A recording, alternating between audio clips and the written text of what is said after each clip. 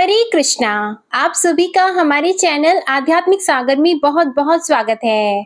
पद्म पुराण में एकादशी तिथि को भगवान श्री विष्णु का ही स्वरूप माना गया है।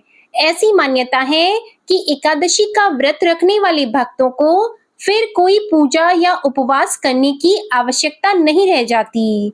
इस व्रत को रखने वाला प्राणी सभी सांसारिक सुखों को भोगता हुआ अंत में भगवान श्री नारायण के धाम वैकुंठ लोक को जाता है। पाप मोचनी एकादशी, जो कि चैत्र मास के कृष्ण पक्ष की एकादशी है, मनुष्यों के सभी पापों को जलाकर भस्म कर देती है। इस व्रत को करने से सहस्त्र गोदान का फल प्राप्त होता है। ब्रह्म हत्या, सोने की चोरी, सुरापान और गुरु पत्नी गमन जैसे महापाप भी इस व्रत को करने से क्षण भर में ही दूर हो जाते हैं। इसलिए पाप मोचनी एकादशी का व्रत बहुत ही पुण्य प्रदान करने वाला है।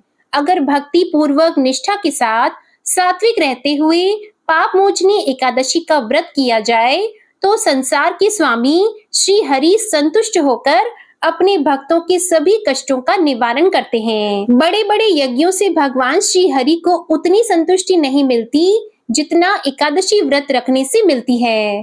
इस एकादशी की रात में अपने मन को प्रभु के चरणों में लीन करके रात्रि जागरण करके भगवान श्री हरि के सामने अपने आप को समर्पित करना चाहिए। आइए अब जानते हैं साल 2024 में आने वाली पाप मोचनी एकादशी की सही तिथि, इस दिन के शुभ मुहूर्त के बारे में और व्रत के पारण के शुभ मुहूर्त के बारे में। इस बार 2024 में पाप मोचनी एकादशी 5 अप्रैल दिन शुक्रवार को है। पंचांग के अनुसार एकादशी तिथि प्रारंभ होगी 4 अप्रैल दिन गुरुवार को शाम 4:16 पर और एकादशी तिथि समाप्त होगी 5 अप्रैल दिन शुक्रवार को दोपहर 1:28 पर।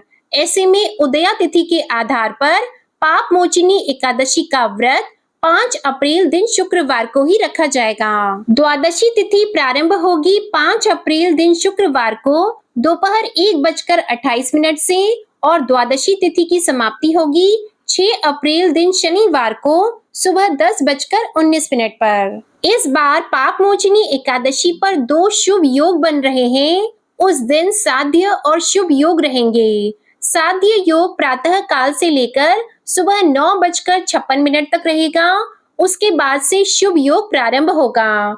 शुभ योग पूरे दिन रहेगा। इन 2 शुभ योगों के अलावा उस दिन धनिष्ठा नक्षत्र प्रातः काल से शाम 6:07 तक रहेगा और उसके बाद शतभिषा नक्षत्र रहेगा। जैसा कि इस बार 5 अप्रैल दिन शुक्रवार को रहने वाली एकादशी को द्वादशी तिथि संयुक्त है, तो इस एकादशी को बहुत ही शुभ माना जाता है। 5 अप्रैल दिन शुक्रवार को सूर्योदय का समय रहेगा सुबह 6:18। सूर्यास्त का समय रहेगा शाम 6:40। इस दिन अभिजीत मुहूर्त का समय रहेगा दोपहर 12:04 से दोपहर 12:54 तक। अमृत काल का समय रहेगा सुबह 8:37 से सुबह 10:04 तक और ब्रह्म मुहूर्त का समय रहेगा सुबह 4:41 से सुबह 5:29 तक। इस दिन राहु काल का समय रहेगा सुबह 10:56 से दोपहर 12:29 तक। राहु काल के समय में कोई भी शुभ कार्य करने से आपको बचना चाहिए। आप एकादशी का उपवास जब भी रखते हैं उससे ठीक एक दिन पहले दशमी तिथि को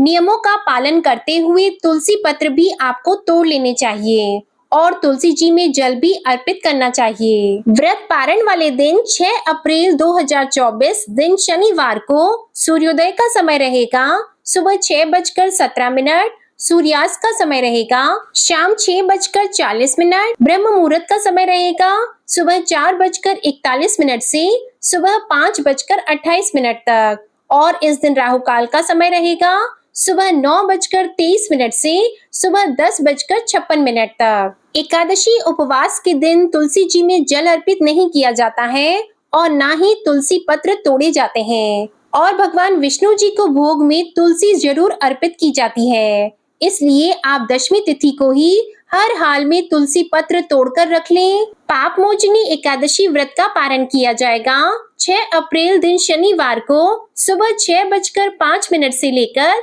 सुबह 8:37 के बीच में। दशमी तिथि को किया गया भोजन शुद्ध और सात्विक होना चाहिए और दशमी तिथि के सूर्यास्त के बाद अन्न ग्रहण नहीं किया जाता। आप मन में धारणा करके सोएं कि अगले दिन आप एकादशी का उपवास रखेंगे। फिर एकादशी के दिन सुबह सूर्योदय से पहले उठकर स्नान करें। भगवान विष्णु के समक्ष बैठकर व्रत का संकल्प लें, पूजा करें और आरती करें। भगवान को भोग लगाएं और इसके बाद व्रत की कथा पढ़ें या सुनें। दिन भर उपवास रखें। शाम को यदि आप निराहार नहीं रह सकते तो एक समय फलाहार ग्रहण कर सकते हैं। इस व्रत में आप दिन भर भरपूर मात्रा में जल का सेवन कर सकते हैं और द्वादशी तिथि को शुभ मुहूर्त में आप अपना व्रत खोल लें। एकादशी के दिन चावल या चावल से बनी वस्तुओं का त्याग करना चाहिए और एकादशी के दिन चावल का दान भी नहीं किया जाता।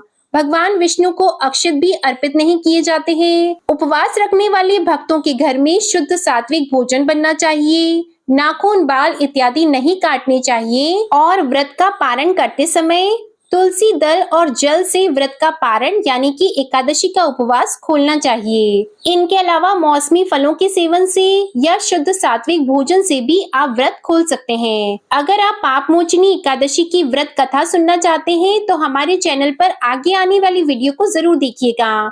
आज की जानकारी पसंद आई हो तो प्लीज वीडियो को लाइक करके चैनल को सब्सक्राइब करना मत भूलिएगा। जय श्री राधे कृष्णा।